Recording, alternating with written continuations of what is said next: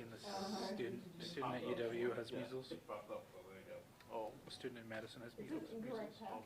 And now they're like, the student has spent time at the Union South, the Waisman Center, a Qdoba on campus, the psychology building, and the genetics building. It's like, oh, cool. It did make me last seeing the Qdoba. I'm like, wow, we're just following this kid's day.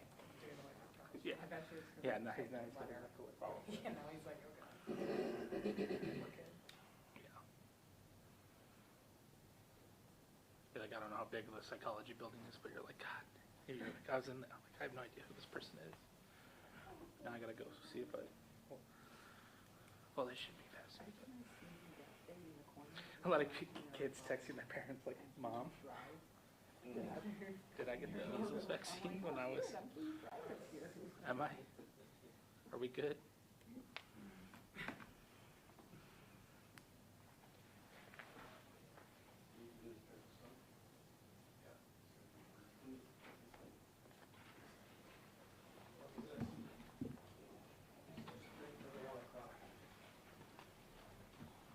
You guys are all good then, right? Okay.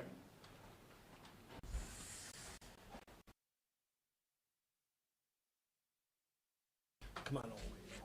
You go here. Joe, stop right there.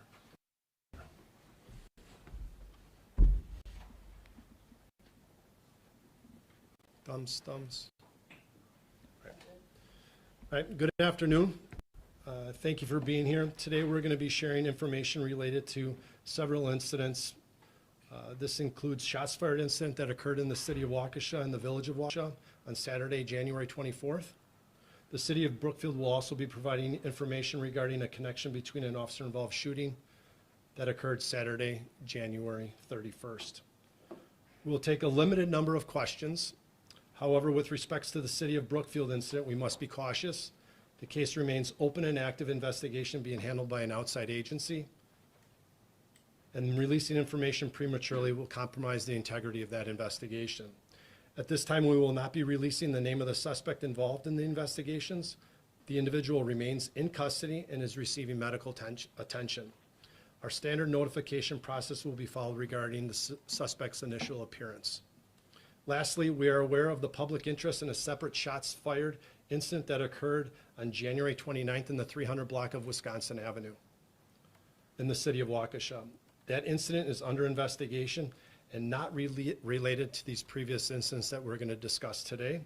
An arrest has been made, and investigators are continuing efforts to locate additional suspects regarding that one. With that, I will first introduce Chief Chris Garcia from the City of Brookfield Police Department, Captain Joe Hendricks from the City of Waukesha Police Department, Criminal Investigations Division, Lieutenant Corey Farrell from the Waukesha County Sheriff's Office, and Captain Brad Polizinski from the City of New Berlin. Chief Garcia.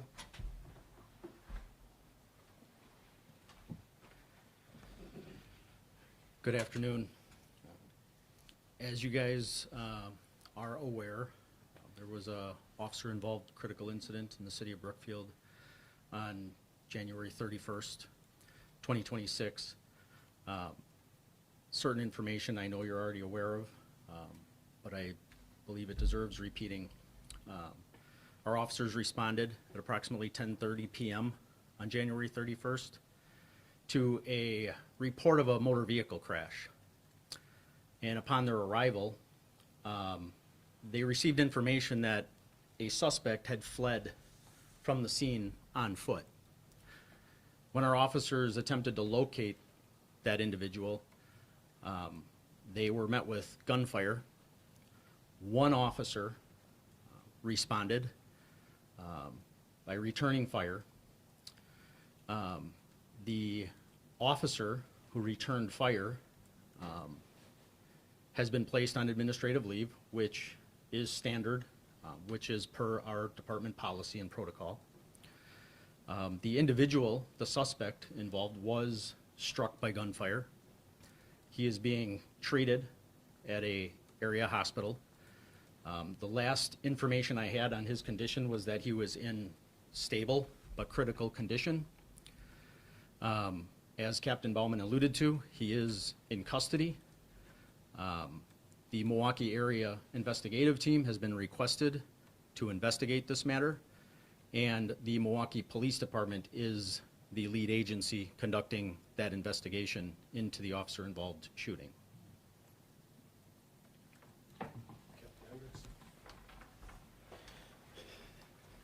Thank you, Chief. Glad your officers are okay. I'm going to offer a little bit of background in how our cases are linked into Brookfield here. On Saturday, January 24th, 2026, the Waukesha Police Department responded to a report of a shots fired incident in the 2600 block of Wingate Way in the city of Waukesha. The investigation revealed that a bullet had been fired into an occupied residence and no one was injured. Further investigation identified 2 additional homes had been struck by gunfire. Another home in the 2600 block of Wingate, and a home on the River Road, which is being investigated by the Waukesha County Sheriff's Department. And no injuries were reported in any of these cases. The Waukesha Police Department's Criminal Investigations Division immediately began investigating these cases, collaborating with the Waukesha County Sheriff's Office and the New Berlin Police Department, which had reports of a shot-fired incident around the same time frame. Evidence was recovered, including spent shell casings at one of the scenes. A neighborhood canvass led to the identification of a possible suspect vehicle. And through the use of intelligence tools, officers developed a person of interest. This past Saturday night, we learned of the officer-involved incident in the city of Brookfield and worked collaboratively with their investigation. The suspect in their investigation was the same individual previously identified as a person of interest in our investigation. Evidence collected at Brookfield linked the suspect to our shots fired investigation, and we are not seeking any additional suspects at this time. Criminal charges will be referred to the Waukesha County DA's office in the upcoming days. Waukesha remains a safe community. Incidents of this nature are not common here, but when they do occur, our officers and investigators work diligently to identify those responsible and hold them accountable. We're grateful for the strong community support, especially those community members that allowed us access to their cameras to develop these leads. We're fortunate to have tenacious investigators that have intelligence databases that help them develop leads, such as the flock safety cameras in this case. So that helped keep our community safe. With that, we'll take a few questions. I'll call on an individual. Just raise your hand so we can keep it controlled. Again, reminding Brookfield will be very limited at most to releasing any information. This is a very fluid and dynamic investigation. We have to maintain a level of integrity in regards to releasing anything with their open and active investigation. I'll start right here with Brett. Can one of you speak to the vehicle? Was the same vehicle used in all of these? Was that kind of the connective tissue there? And was there any other occupants inside the car? Okay, the question is regarding the vehicle, the nexus to that vehicle. Captain Hendricks? Sure. So what can I say at this time is we just collected some vital evidence this past weekend, Saturday night into Sunday morning. We're combing through all that evidence. The vehicle that I spoke about in our release here was the vehicle that was identified at Brookfield scene. Okay, Rebecca? Do you guys still believe that these shootings were completely random, that there was no motive or target for them? That's a good question, Rebecca, in regards to what was the motive. At this time, we don't know the motive. We still have to do more investigation on that, but yes, it appears that to be random. We don't know the why at this time, and sometimes we don't know the why, and we have to be comfortable with allowing the evidence to take us to the best questions and to get us the best answers that we can. With that, James? Did this guy just randomly crash? Were you following him? How did this happen? In regards to the city of Brookfield Yes. incident, James, how did this happen, Chief? Do you want to talk about that? You know, at this point, the crash is still under investigation. I can tell you that, there was significant damage to the vehicles involved. You guys have been out there and reporting from the scene. But we're still trying to figure out the dynamics that led to the crash. But that'll play out as the investigation, or that information will be available as the investigation plays out, I'm confident. Were you surveilling him at the time of the crash? No. Was it just luck then that he crashed there? I don't know what it was, but there was a vehicle crash there, and the city of Brookfield officers that responded there, all they knew was there was a crash. Next. Go ahead. Well, can you tell us about some of the weapons that he had, if he was involved, or this person rather, Yeah. when they recovered? As it relates to the weapon, that would be, what we can talk about is the ballistics and the evidence that was recovered from our scenes in the city of Waukesha, and the analysis that we did, conducted on that physical evidence, which is able to draw the connection between these cases and the nexus to the city of Brookfield as well as the city of Waukesha and the village of Waukesha's cases. Yes, Brett? Is there any evidence that this individual is linked to any other crimes, and were there any shootings in Brookfield that happened before that? There's no reported cases of any unsolved shootings right now in the city of Brookfield or the city of Waukesha. Like I previously spoke to, the incidents that we are aware of, we have a high level of certainty who our suspects are and who we need to bring into custody or interview on those ones. I'll go one more with Rebecca, and then James, I'll get you, and then we'll conclude this one. So the New Berlin case, how does that kind of play into this?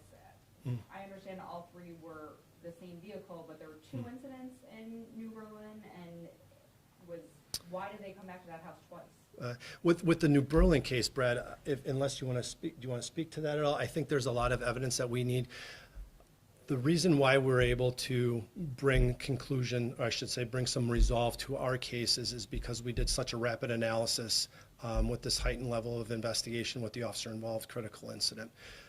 We did a rapid analysis on the evidence gained from their scene, which evidence that we already have. I think it'd be fair for New Berlin to say they need to conduct more analysis of evidence that was collected at these scenes and to be able to provide more detail to see if there's a true connection between our cases. So you still don't believe they're connected? I wouldn't say believing of anything. I'm going to allow the evidence to direct us to to get those answers. We're going to allow the physical evidence to direct us to those. James? Follow up on that. That's Okay. my question, but I think it's where you're getting at. You're investigating if he is connected to those New Berlin cases, Captain? Correct. Okay. Yeah. But we don't officially know that yet. Right. We would be way premature to are there similarities? Sure. Yes. I'll speak to similarities, but that doesn't get us evidence beyond a reasonable doubt for charging decisions. So we're going to allow the evidence, evidence to direct us to that conclusion. You've been completely ruled out for the Wisconsin. We're not ruling anything out, Rebecca. The downtown shooting? For Wisconsin. For the Wisconsin Avenue shooting, correct. We will rule him out, this suspect out for the Wisconsin Avenue shooting. Completely separate case, completely separate individuals, completely separate everything compared to that one. You said you found casings. This was my actual question. You said you Go found ahead. casings. Connected it through NIBIN? How did you connect them? Through our crime lab, through our evidence collecting databases that we're allowed to share that information with. Same gun throughout? We believe it is the same firearm, yes. All right. We will release more information when we have it, especially when it comes to charging decisions. When that happens, I will share with you all that information. Again, I appreciate everybody coming out today, and so we can clear the air and allow our public to have a sense of calm, to realize that we're getting some of these suspects off the street on these shootings, on these shots fired incidents, because it is uncharacteristic, like Captain Hendricks says. Lastly, it goes without saying that we appreciate the support that we get from our council and from our community members.